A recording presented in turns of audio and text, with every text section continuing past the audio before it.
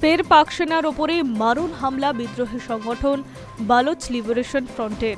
পাকিস্তানের ঝাও, বারখান, তুম্প এবং তুর্বতের একাধিক জায়গায় হামলা চালিয়েছে বালুচিস্তানের স্বাধীনতাকামী এই সংগঠন। এই হামলায় পাকিস্তানের অন্তত 10 জন সেনা জওয়ানের মৃত্যু হয়েছে বলে দাবি করেছে বিএলএফ।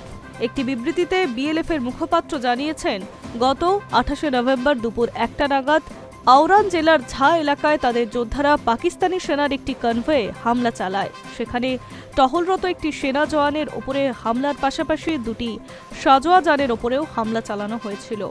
এই হামলায় 8 জওয়ানের মৃত্যুর পাশাপাশি 2 জওয়ানের গুরুতর অবস্থায় জখম হন। এই হামলার পরে সেনার আরও একটি গাড়ি মৃত ও আহত সৈনিকদের সেখানে ফেলেই পালিয়ে যায়। সেই রাতেই দ্বিতীয় হামলা চলে বোরখান জেলার রাখনি এলাকায়। সেখানে একটি সেনা ক্যাম্প লক্ষ্য করে হামলা চালানো হয়। রকেট লঞ্চার ও গ্রেনেড দিয়ে এই হামলা চালানো হয়। সেখানে মৃত্যু হয় 2 জনের, আহত হন আরও 1 জন। 28 ডিসেম্বর তৃতীয় হামলা চলে তুম্পের গোমাজি এলাকায়। সেখানে ক্যাম্প লক্ষ্য করে সেখানে ব্যাপক গোলা ছাড়ে বিদ্রোহীরা। একাধিক পাক জওয়ান হতাহত হয়েছে বলে অনুমান বালোচদের। এছাড়াও গত 27 ডিসেম্বর রাতে গ্রেনেড হামলা চালানো হয়েছে তুর্বতে পাকিস্তান নৌসেনার ক্যাম্পে।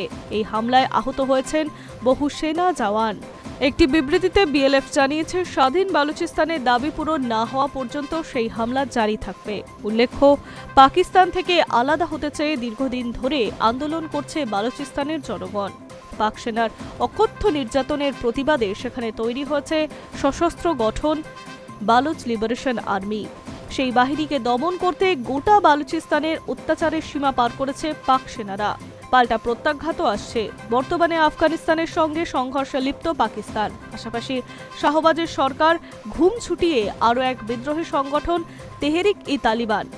গুরুতর এই পরিস্থিতির সুযোগ নিয়ে বালুচ সংগঠন হামলার ঝাঁজ বাড়ালো বলে মনে করছে ওয়াকিবহল মহল। Hi News network.